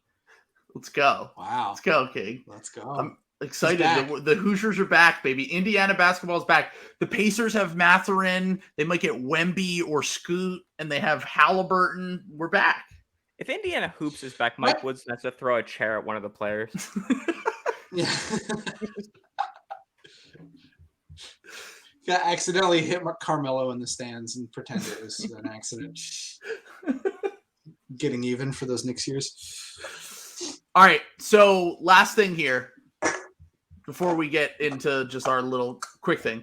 This is also a quick one. Coach of the Year, which we've already discussed. Funniest one being in my dark horses, I have Steve Nash because I just think that if the Nets are not a complete shit show and they get a top 4 seed, everyone's going to be like, wow, Steve Nash did such a great job, making sure that Ben Simmons was taking his antidepressants. I'll believe the people will convince themselves of the Ben Simmons Defensive Player of the Year on the Prozac, but not Steve Nash telling them to take it. No, sir. Kevin Durant will get all the credit. It's true. Yeah, that's a good point. Yeah. But to be able to deal with that locker room, like I could hear Bill being like, or Zach being like halfway through the season, like Bill, like the way that he's been able to get Kyrie, like it's unbelievable. He's got Kyrie trying on defense. Underrated thing. You know who shares an agent with Adam Silver? Steve Nash. They've got the same agent. Just conspiracy Bill, putting them together. Agents. Right. He loves to say that. They share an agent. Yeah, they share an agent. I love Bill bringing in. He had one. Fuck, what was it? He had one on the pod that was awesome. That's what it was. So he was shitting on Cam Reddish. He was waving the red flag on Cam Reddish, and his catty, bitchy little remark was, maybe it wasn't a good idea to take a lunch meeting with Clutch before you're a senior in high school. And then he moved on. I was like, God, you were the biggest media bitch of all time. Yeah. He's the gossip. He's the gossip bitch. Bill's the basketball gossip bitch. He really is. He has some low level Trump shit sometimes. Like, that's what happens when you're a boss for too long. Yeah. Well, it's boss brain. Like he has boss brain. He's been like the boss too long, and that's like what Trump has, like the apex boss brain. So they're not like 1-to-1, but every once in a while he'll just get that catty little like shit'll come out, like where you've been slighted once and you've got to fucking twist. Because no one's talked back to him. No one's talked back to Bill in like 10 years. No one's talked back to Trump in like 40 years. So. No. And if you do, you're a Ringer Union worker who's just been fired. Interesting how all the Ringer Union staff are getting fired. Dominoes, just a coincidence. Yeah, that's very weird. Anyway, just not even weird at all. That like every person that they had from Philadelphia except for Chris Ryan's gone, and they were all part of the Ringer Union. It's funny, Michael Ballman and John Gonzalez, and they're really talented people. It's funny how Haley O'Shaughnessy and Network, those guys just moved right on. That's interesting. Anyway, anywho, a coincidence. But anyway, we're not talking about that, folks. We're talking about our lovely coach of the year. And who's my pick, my dark horse of the year? That's right. I'm looking at Mike Brown, who, if the Sacramento Kings have a defense that is passable, I think he will get a long, hard look. He's a very nice guy. Been in the league in some really tough situations, and this is a very hard task. You have to build a functioning defense out of a De'Aaron Fox point of attack and a Domantas Sabonis rim protection. Let's go! If he can do this, he does deserve credit. Keegan Murray, I hope you're ready, brother, because you are going to be leaned on hard. He's going to be defensive Picasso, Mike Brown. Let's see it, buddy. This is his biggest test. And if they are a top 15 defense, I think he deserves it, to be honest. So that's my dark horse. He's my dark horse. He's not my pick, but he is I would look at his odds if I were someone wanting to bet on this. So Parm, do we have a dark horse or a pick that you would like to have here? I love the idea of it being one of Chris Finch or Willie Green. Yeah. I have Willie Green. My other dark horse. Turn it, you know what I mean? I think that would be really fun. Low-key, Willie Green, anti-smoking king. When he was in Philadelphia, he used to be, when he was here. That's all I remember from when I was a kid. Willie Green was very anti-smoking. Yeah. Mike Bloomberg. He said no large sodas. That's why they hired him for Zion. Yeah, that's why they changed from the large suburbs. Bloomberg. So they changed the name of the Smoothie King Center because it was like too many sugary drinks. Too much sugary beverage. I actually don't even know if it might still be the Smoothie King Center, but for that bit, hold on. Let's see. It is now. Yeah, it's still the Smoothie King Center. Fuck. Damn, that was not good. All right. So for my pick, for my actual pick for this, I picked Ty Lue. I thought you were going to do Doc. I was going to be so excited. No. No, Doc had his chance. Doc had his chance his first that's year. What I'm saying. I'm saying it's Doc Rivers season. Let's go! Unbelievable. Doc time, baby. I had Doc on my short list, though. I had Ty Lue on my short list, too. I'm going to pick the only other guy on my short list we haven't mentioned, who is our guy, our king, Joe Mazzulla. Actually do think, now that you say it like that, I had the Celtics as the 1 seed, so you're probably right if that is the case, that he probably will win. I picked Ty Lue because I feel like Ty Lue's already won a title. He's never won Coach of the Year, I believe. Yeah. And it feels like it's going to be like, oh, well, Ty Lue's one of the 3 best coaches in the NBA. He's been to conference finals.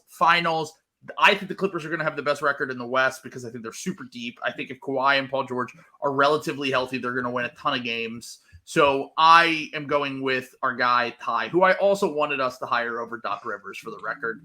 So thank you, Joel Embiid, for not making that happen. He's genuinely like the best coach that never gets credit. Like I think he's really, like really good. I think he's like a half step down from like Spo and Pop. Like he's incredible. He's really good. Like Ty Lue actually probably should win Coach of the Year. I think it might just be like it's about time he gets one. Right. Exactly. My anti-Clippers agenda will not let me say nice things about Ty Lue. So good. Yeah. The funniest team to have you and Bill Simmons are the only 2 people on earth who have an agenda against the Clippers. I've had enough. I've had enough of the attempts. I just want to see the team. Can I see the team? Yeah. He hasn't played. John Wall hasn't played in 2 years. Joe House. What are we doing about this? I don't. Kawhi Leonard. What has he done in the last 3 years? Okay. Well, what has he done in the last 2 years? I love that he's treating it like the last time Kawhi wasn't healthy, wasn't an NBA champion. Yeah, and the last time that he actually played basketball games, he was averaging 35 points a game in the playoffs, and then he got hurt and missed a bunch of time. Not his fault at all. Yeah. Kawhi was incredible before he got hurt. That's what I was just saying. It's fine to be skeptical of Kawhi staying healthy, but it just seems like he's being skeptical of Kawhi being a good basketball player. Yeah, it's like we're pretty sure. Every time he's gotten hurt and come back, he's been amazing. So exactly. I'm fine with taking that L if this is the time that he's finally washed. I do not think it will happen. Exactly. It's fine with me. I've been doing this with Tom Brady for 20 years. This year's finally the year. Finally, I'm right. First time. We got it. Yeah. I'm right. Ladies and gentlemen, we got him. He got divorced. Now he's cooked. I'm going to do this. His witch wife. It's what I'm saying. He's been separated from the witch wife. He finally doesn't have access to the latent ley lines of power or the crystals. Parn, did you see my tweet about this that went viral? No. My girlfriend was like, the witches with Tom Brady? Witches on TikTok are saying that my Bushwick witch girlfriend was saying that the witches on TikTok were that's a throwback reference. Pro Giselle Bundchen? Yeah. They're pro Giselle Bundchen. They're saying she said it's time to settle down and be with your family, and Tom said I'm going back for 1 more year, and she said that's it. I'm cutting you off. This is it. You lose all of your witchy powers, and you will never win again. And honestly, she's cooking, dude. She's fucking cooking. Yeah. Apparently, this has been out there for a while. She had pregame rituals for him with potions and shit. This is there's legitimacy behind this.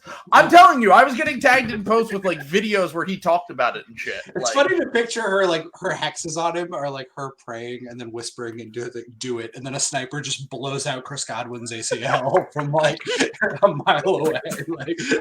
That is what's actually happening here. I brought up a point that I think a lot of people said was a good one, is that there's a reason why she never wanted to live in New England for all those years. You're within an hour of Salem when you're in Foxborough. Right. Why a witch would never want to live in New England? You can't live there. It's like me living near a Chipotle. It's where too much pain has gone down. You just can't be near one. It's my Rosillo analogy today. You're part of the hive. You're part of the Chipotle is a sad meal hive.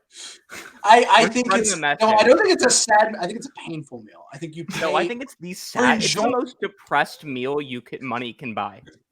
It's a cylinder of nutrients that you're like, I ate vegetables this week. We're gonna keep living. I spent $9 on a bowl. But the thing is, I guess what makes it sad is because you haven't totally let go of the rope. You're like, something good might happen to me someday. I have to You're holding on. No, I have to eat something that's a little bit healthy. You're not just mailing in with the Wendy's 4 for $5 meal like I am. No. Yeah. Something you're that. I haven't drafted the suicide letter yet. Yeah, exactly. I've thought it out. I have the outline in my head, but I've dabbled with it. I've started it, and the paperclip has popped up, and look, it looks like you're deciding to slide off this mortal coil. Would you like a better documentation of what's going to happen, what you're going to leave to your loved ones? Do you want an uplifting suicide note, or one that will convey that everyone who puts you through pain and make them suffer? It's why did they have that in there? Steve Ballmer's messed up, man. I can see why he got out of the Microsoft game. It's crazy. This is all a joke. I'm sorry. Comes full circle with the Clippers. Yeah, you might need to edit this one, Trill, for the news. Wait, hold on. Might not be a good thing. Yeah. No, this is staying in, and also Clippers Clippy. Wait, you've never seen the logo of the Clippers? Did you see the Clippers when he bought the team? There was a meme going around of the Los Angeles Clippers, but the Clippers logo is just Clippy. I didn't know that. I don't remember that. I think I have it saved in my computer. I'd have to dig for it though. It looks like you're trying to waste 2 years and $3 billion. Would you like some help with that? Trade for Kawhi Leonard. Trade every draft pick you've ever had, and also the best prospect you've ever had for Paul George, who will play 50 games for you. It's so sad. Their fans are literally in a fog right now. They can't even go on podcasts without being in the fog. Okay, so fuck the last part. I just need to say we need to bring up one more Bill thing here, which is Bill's comment on the last episode about how the Clippers have provided nothing from this little experience that they've had. They gave up everything, and they got nothing. And then Rosillo goes, the Brooklyn Nets, the Nets just gave up an all-star in Jared Allen. Yeah. Draft picks out the ass. We didn't know Jared Allen was an all-star at the time, but every draft pick for a decade.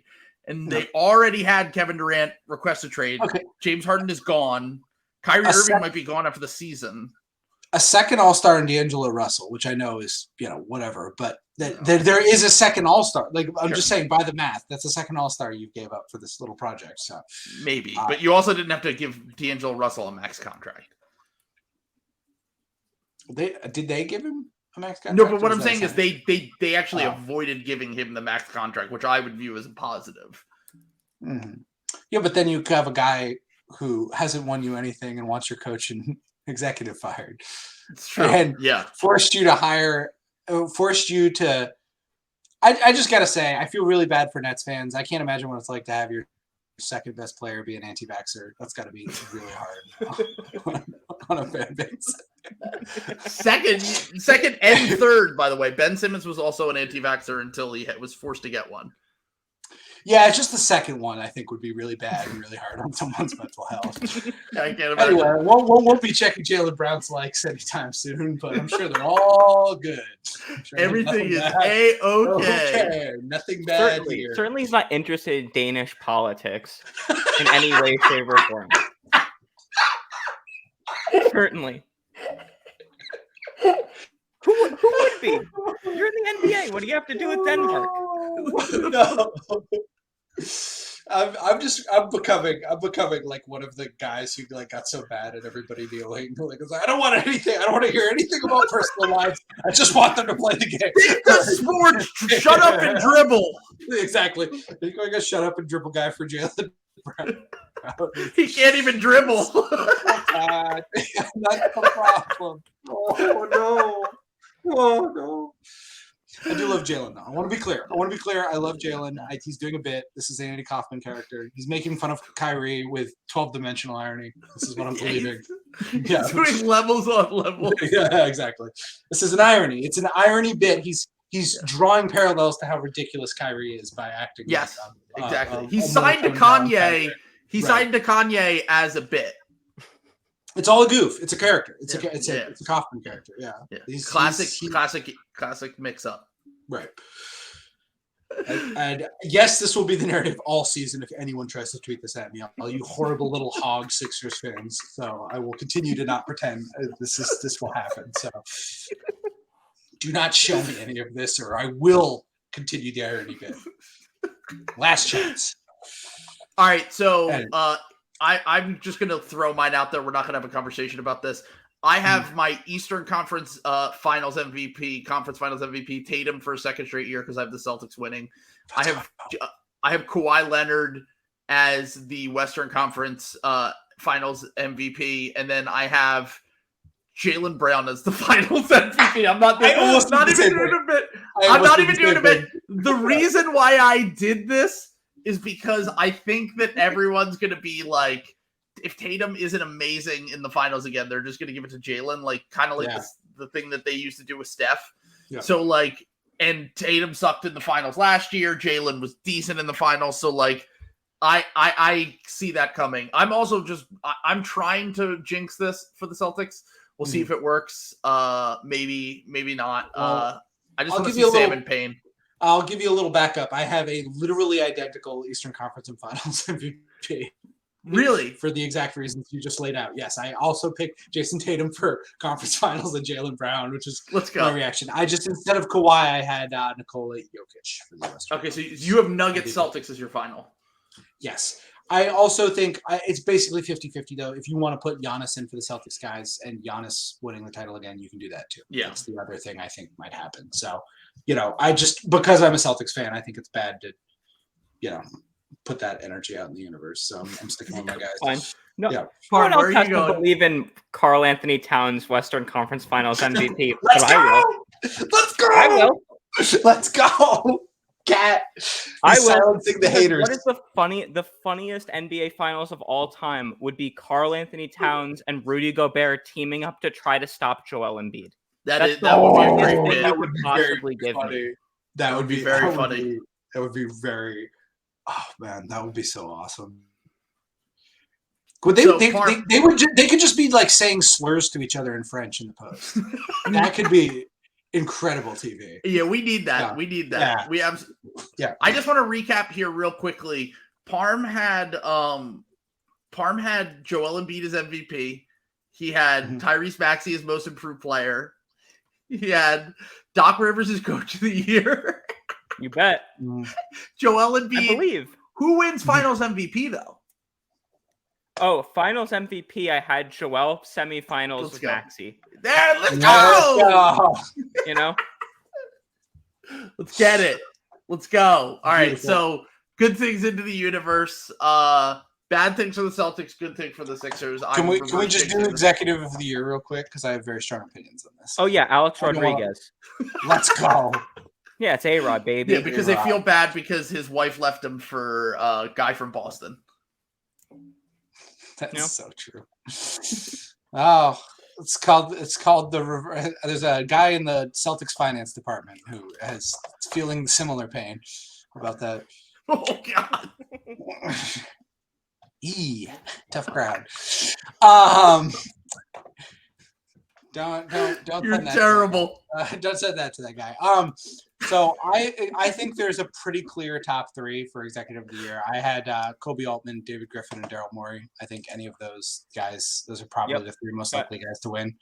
Yeah. I think there's also a world where Brad Stevens gets some consideration if the Celtics are good, and I also think there's a world where Travis Schlenk gets a lot of credit. I also had him as well. I had him and Tim Connolly. And Tim Connolly is also Alex Rodriguez. A-Rod's just one that's going to be Shadow GM. Yeah. Tim Connolly is dead. He was murdered. Think about it for his Hall of Fame candidacy if he won Executive of the Year in a different league. You'd have to put him in Cooperstown. Yeah, 696 dingers and an award in a different steroids or not. Yeah, you got Rudy Gobert and Karl Anthony Towns to get along. Why did he stop broadcasting? He was actually pretty good at TV, by the way. He does. He now does it with Michael K on ESPN2. That's why I don't. Which is miserable for everyone that isn't a Yankees. That's what everyone says. Yeah. Well, they shouldn't have paired him with Michael K. They should have balanced it out, put him with Ortiz or something, so they could just snipe at each other the whole time. Let's have them do the Manning cast, but with Alex Rodriguez and David. That's what they were trying to do, and then they made it fucking Michael K. The Michael K show fame. Well, you do corner the market on Yankees fans. Yeah. You need more New York voices in media. There just isn't enough. Yeah, the three people you need New York, you need more Boston sports media representation, and you need more LA media. Those are the three. Exactly. Those are the three that we need more of. Yeah. No. All right. Which is why I'm happy to see Worldwide WAP getting more of a platform. I just want to find out more about those car chases, man. He keeps me up to date on them. I can't wait to watch you drop a burrito onto a plate from a high distance. I look forward to it every day. Every 2 weeks, I see it on my timeline. God! Dropped a Chipotle burrito on a plate. I'm getting a year older soon, and I there's a 3 in the first digit, and I just feel better. I feel bad about being on Twitter a lot, and then I remember WAP's still on Twitter, and I'm like, okay, all right, I got some time here. I can tough it out. All right, I'm ending this. Sam, I need you to hang on real quick for when we're done because I need to tell you something. But all right. Okay. All right. Peace. And then